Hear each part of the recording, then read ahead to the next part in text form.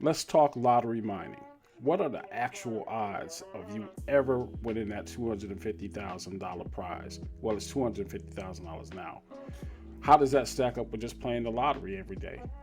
We're going to go and explore that right here, right now on the Ujamaa Network. If you go over to solochance.org, you can type in the amount of hash rate you have for your individual miners. Now, those of you who do not know what I'm talking about, Bitcoin miners are ASICs, application specific integrated circuits. Basically, they're chips that all they do is crunch numbers and try to solve a block. To do that on Bitcoin successfully at these current prices, around $79,000 to $80,000, that could amount to like a $250,000 block reward going straight to your Bitcoin wallet. Now, is it like playing the lottery where you're playing your $1 to $2 cash fours or fantasy fives? Well, sort of, kind of, but you're only paying a ticket one time when you buy that miner. There's different ways for you to receive that reward. You can do solo pool mining where you're actually paying into a pool and you're going to pay a fee to that pool once you win, if you ever win. Or you can do what we do at the Ujamaa Network. You can set up your own node, pay no fees, receive the entire block reward to your Bitcoin address. But the odds of winning such a thing are as follows. Let's go on over to solochance.org and let's just pull the numbers in. Currently, I'm running two 1 terahash Bitcoin miners, ASICs. These are BitX devices, and they're running at terahashes. So you go ahead and select that, and that's what I'm mining. Solochance also gives you the opportunity to mine other SHA-256 coins. That's the algorithm that you're actually solving these puzzles for. But we're going to keep it on Bitcoin because that's what I'm mining. I got terahashes and I got two of them. All right, go ahead and calculate your odds. And then let's go ahead and scroll down. I've got a 1 in 480 million chance of ever winning a block. Now, since there are multiple block rewards issued per day, that breaks down to 1 in 80 million chance per hour.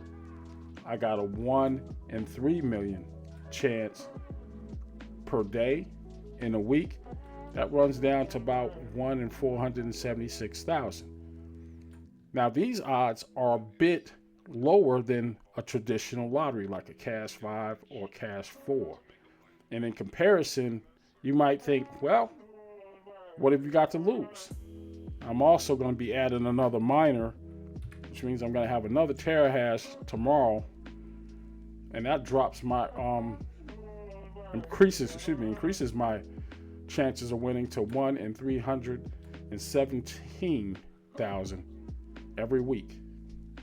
Kind of crazy when you think about it.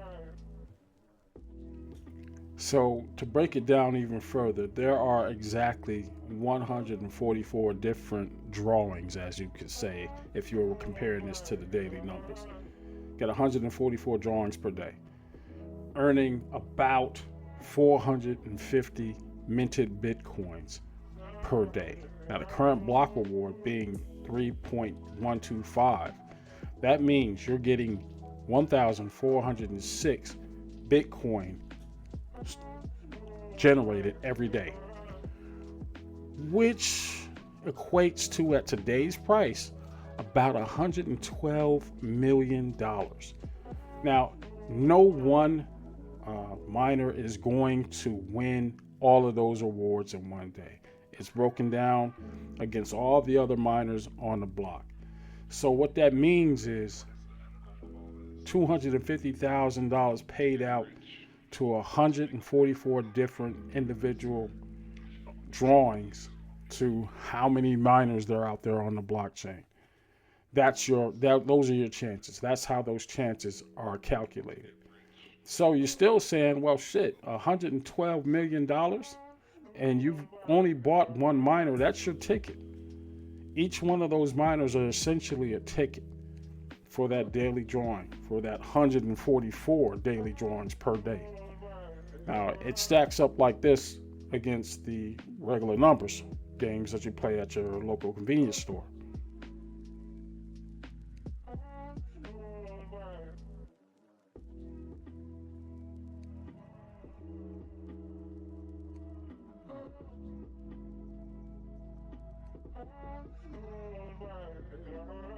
Now, put it in perspective, a comparable lottery drawing like the Fantasy 5 gives you something close to what you'll be earning on a block reward.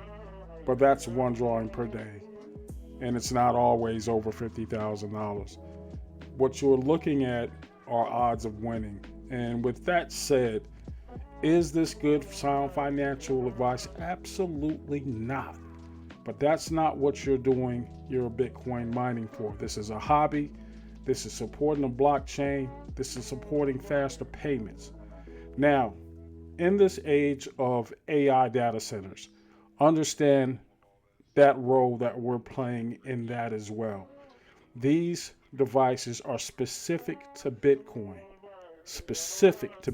and they run off of the existing power in your home if you're running them like we are on our hobbyist miners. This is not eating up the water that we have, that the data centers are eating up by keeping those machines cool. What they're processing there are not related to Bitcoin. And I want to make that very clear. So if you have data centers going up in your town, go ahead and show up at some of those meetings and understand what that thing eats as far as what it's actually putting out on the internet. Just a word of advice. I'll talk to you later.